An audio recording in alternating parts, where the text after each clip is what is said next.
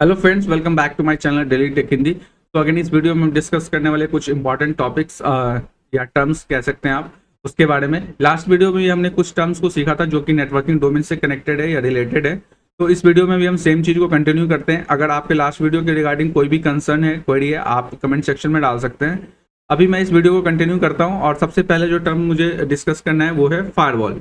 तो फायरवॉल के बारे में जानने से पहले आपको पता होना चाहिए कि फायरवॉल कितने टाइप का होता है। तो फायरवॉल बेसिकली दो टाइप का होता है। सॉफ्टवेयर जो कि आपके सिस्टम में इनबिल्ट होता है, अगर आप विंडो यूज़र हैं या मैक यूज़र हैं। अगर आप विंडो यूज़र हैं तो कंट्रोल पैनल में जाके आप देख सकते हैं कि फायरवॉल है या नहीं है, वहाँ आपको मिल जाएगा फायरवॉल, और वहाँ से अपने सेटिंग, अपने रिक्वायरमेंट के अकॉर्डिंग आप सेटिंग पार्ट को चेंज कर सकते हैं। अगर मैक की बात करें तो ये आपको सिक्योरिटी एंड प्राइवेसी में सिस्टम प्रेफरेंस ओपन करने के बाद मिलता है। सेम चीज़ें आप यहाँ पे भी कोई भी पॉलिसी इंप्लीमेंट करनी है आपको फायरवॉल में, यू कैन डू दैट। अब बात करते हैं कि फायरवॉल एक्चुअल में होता क्या है। तो फायरवॉल बेसिकली एक सिक्योरिटी लेयर प्रोवाइड करता है आपको। जो भी आपका पैकेट आपके लैपटॉप से डेस्टिनेशन तक जाता है और डेस्टिनेशन से आपके लैपटॉप तक आता है दोबारा, मतलब इनकमिंग एंड आउटगोइंग, इन दोनों ट्रैफिक को आप, अगर पैकेट के ट्रैफिक को अगर आप कंट्रोल या मैनेज करना चाहते हैं, उस केस में आपको फायरवॉल हेल्प करता है। बेसिकली जो फायरवॉल होता है वो पॉलिसी के बिहाफ पे काम करता है और पॉलिसी में आपके पास मल्टीपल ऑप्शन होते हैं, बट इस वीडियो में हम डिस्कस करेंगे बिल्कुल बेसिक लेवल के ऑप्शन के बारे में, like accept, reject and drop. तो एक्सेप्ट की अगर बात करें तो इस केस में क्या होता है, अगर कोई पॉलिसी आपने लगाई और आप चाहते हैं कि इस डेस्टिनेशन तक आपका पैकेट जाए और आपको आउटपुट भी अपने सिस्टम पे मिले, तो आप उस केस में एक्सेप्ट को पॉलिसी को इम्प्लीमेंट कर सकते हैं। इसमें क्या होगा, कोई भी ब्लॉकेज नहीं होगा और आप जहाँ भी डेस्टिनेशन पे जाना चाहते हैं आप बहुत ईजिली जा सकते हैं और आउटपुट भी आपको स्क्रीन पर डिस्प्ले होगा। बट अगर बात करें रिजेक्ट के ऑप्शन को, तो रिजेक्ट में क्या होता है कि आपके ट्रैफिक डेस्टिनेशन तक जाने का कोशिश तो करेगा, बट आपके पास आउटपुट नहीं आ पाएगा और आपको एक एरर मैसेज शो करेगा। उस एरर मैसेज से आप आइडेंटिफाई कर सकते हैं कि आपने ऐसा क्या सर्च किया और ये ट्रैफिक क्यों ब्लॉक हो गया, राइट। सो अगर आपको दोबारा अगर इनेबल करना है तो you can do that, right. Third option जो है वो है ड्रॉप का ऑप्शन। इसमें क्या होता है कि बेसिकली आपका ट्रैफिक जो डेस्टिनेशन तक जाने से पहले ही आपके फायरवॉल लेवल पे ही ब्लॉक हो जाएगा। अगर कोई भी पैकेट आपके सिस्टम से आउटगोइंग होता है या डेस्टिनेशन पर जाने की कोशिश करता है, तो फायरवॉल उसको इनिशियली स्टेज में ही ब्लॉक कर देगा और आपको कोई मैसेज या एरर कोड भी नहीं मिलेगा। तो थोड़ी दिक्कत होती है इसमें ट्रैकिंग और मॉनिटरिंग में, राइट। तो ये तो हो गया पॉलिसीज के ऑप्शंस अवेलेबल हैं जो फायरवॉल में, उसके बारे में भी हमने डिस्कस किया, राइट।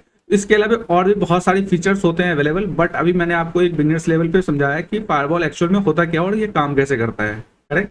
अभी चलते हैं नेक्स्ट स्लाइड पे। ओके, सो नेक्स्ट स्लाइड जो है वो है डीएनएस के रिगार्डिंग। तो डीएनएस का फुल फॉर्म अगर बात करें तो होता है domain name system. Domain name system, domain क्या होता है इसके बारे में हम बाद में लेटर ऑन डिस्कस करेंगे, बट अभी हम डीएनएस की बात करें अगर, तो डीएनएस बेसिकली क्या करता है कि आपको हमने पहले वीडियो में बताया था कि आईपी एड्रेस जो होता है वही आईपी एड्रेस आपके डिवाइस की आइडेंटिटी होती है किसी भी नेटवर्क में। तो हम जो है being as a human being, हमें सिर्फ नाम याद रखना इजी होता है, बट हम आईपी एड्रेस को याद नहीं रख पाते। उसमें हमारी हेल्प करता है डीएनएस। तो बेसिकली क्या करता है डीएनएस कि कभी भी आप कुछ भी इंटरनेट पर सर्च कर रहे हैं, जस्ट फॉर एग्जांपल आपने सिंपल सर्च किया google.com, आपने एक टेक्स्ट डाला है, बट वो टेक्स्ट नेटवर्क को समझ में नहीं आता। वो समझता क्या है, वो समझता है नेटवर्क डिवाइस जो भी है वो समझता है आईपी एड्रेस। तो डीएनएस यहाँ हेल्प करता है आपके नाम को आईपी में कन्वर्ट करने में, करेक्ट। तो इसको आप थोड़ा एग्जांपल से भी समझ सकते हैं कि लेट सपोज आपको किसी को कॉल करना है, तो एक तो टास्क है कि आप किसी का नंबर मैनुअली एंटर करें और फिर उसको कॉल करें। दूसरा ऑप्शन आपके पास अवेलेबल है कि आप उसके कॉन्टैक्ट आप अपने कॉन्टैक्ट लिस्ट में उस पर्सन का नंबर सेव कर सकते हैं।